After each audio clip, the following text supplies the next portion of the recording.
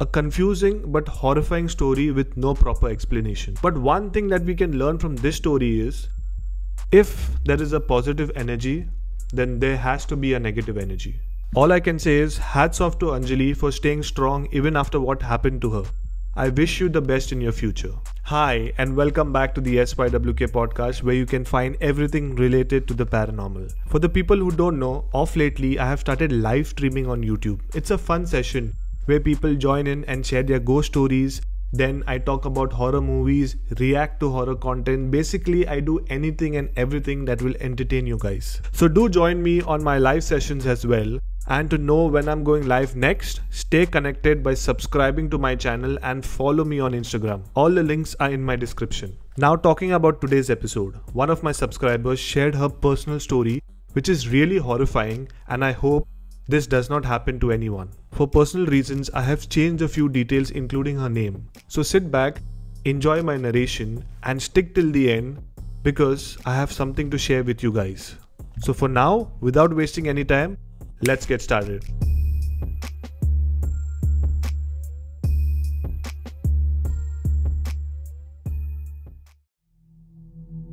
My name is Anjali and I live in Goa with my parents.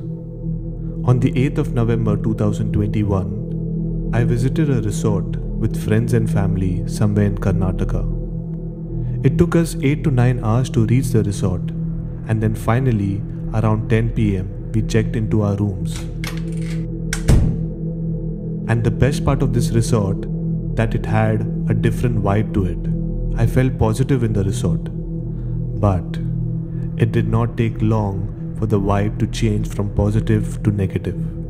So here's my story, and I hope you learn something valuable from it. That evening, after we checked into our rooms, we went to bed early since we had a lot of activities to do the next day.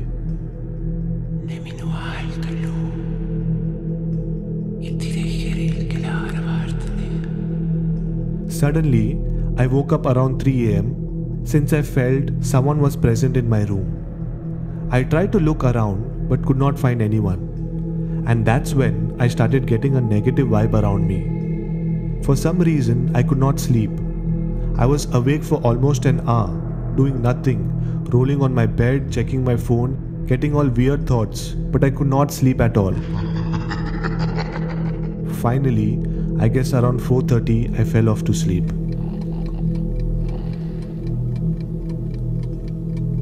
And then, around 7 AM, my parents woke me up since we had a long day of fun activities. You know how family gatherings are. I wanted to sleep but had no choice.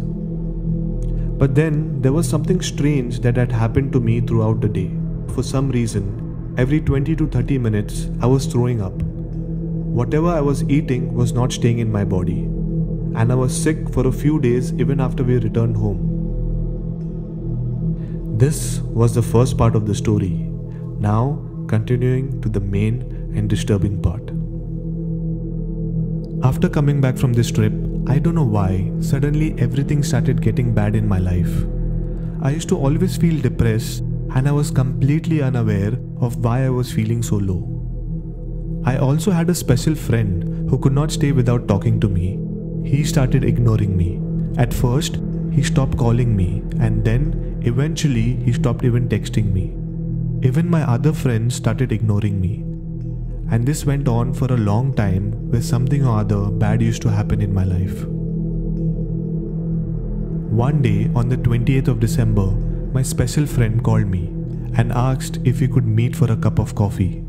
I was happy and overjoyed. Yes, finally we are meeting.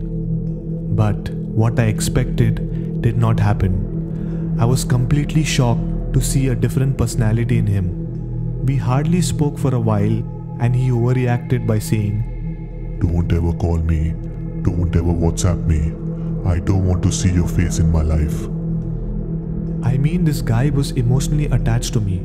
I just could not believe the switch in his behavior. He even blocked me on WhatsApp. I was completely broken emotionally. I always felt scared but did not tell anyone what I was going through. After a few days, my family decided to go to the Kolhapur Mahalakshmi temple. At first, I did not want to go. but I needed a change in my life. So I decided to go with them, and this was the best decision because I felt better after visiting the temple and spending the day with my parents. But the minute I returned home, my neck started aching badly, and the fear and anxiety was back.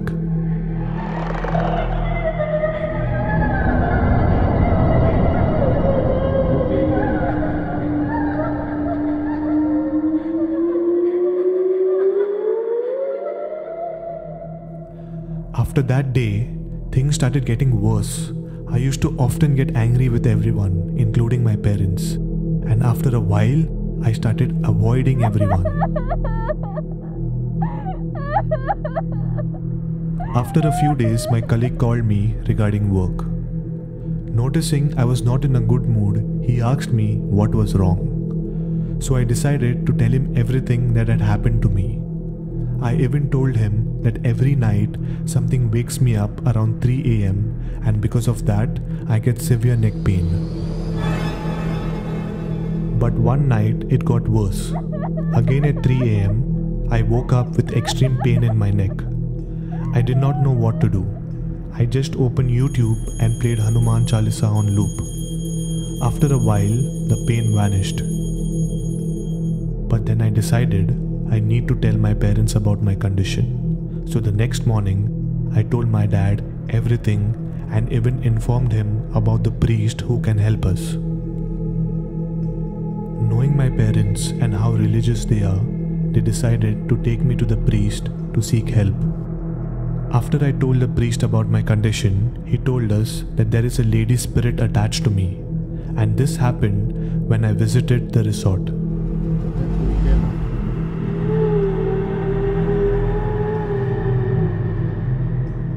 We all were shocked to hear this, but even though my dad is religious, at first he did not believe the priest. But while investigating the matter, my dad got to know a lady had committed suicide in the same room I stayed in. And that's when we started connecting the dots. Why my neck used to pain every night. Why I was always in a bad mood. Why my special friend went away. After knowing all this, my parents begged the priest to help me. The priest suggested doing some rituals which might help me get away from the negative energy. But I was on my periods. He told us until my periods are not over, he cannot do anything. But meanwhile, he requested to use rock salt while bathing and also keep it under my pillow. I did not understand why the priest told me to do this. But then everything made sense. After a few days, my neck pain reduced. I still used to get up at 3 a.m. but did not feel scared. After 2 to 3 days, my special friend also unblocked me. Slowly, everything started to become normal. I felt a bit positive. And then after the 7th day, the priest chanted a few prayers on me and completed the rituals. And I felt better. I could feel the positive energy in me. What I learned from this experience is the negative energy attacked me. It broke me emotionally. Now I miss my special friend, but I avoid being weak because he left me when I needed him the most. I'm happy right now in my own space. I don't know if ghosts exist or not, but there is one thing for sure. There is negative and positive energy around us. So be sure whenever you visit a resort or a hotel. Well, how did you enjoy the story? If you're listening to this episode on YouTube, comment below. And if you're listening to this episode on any of the audio platforms, DM me on Instagram. I would love to hear your feedback. Now let's talk about Anjali's story. Do you think it's true? I don't know. Personally, if you ask me, I don't know. I don't even know if it's a ghost story or she was mentally unstable. I am no one to judge. Because sometimes, if we consume a lot of horror content, it starts playing with the mind. But in this story, Anjali did not even know that a female had committed suicide in her room. A confusing but horrifying story with no proper explanation. But one thing that we can learn from this story is, if there is a positive energy, then there has to be a negative energy. All I can say is hats off to Anjali for staying strong even after what happened to her. I wish you the best in your future. If you or anyone you know would like to share their ghost story, send me an email. I will narrate it myself. All my details are in the description. Thanks for listening and see you in my next episode. Bye bye. Ciao ciao.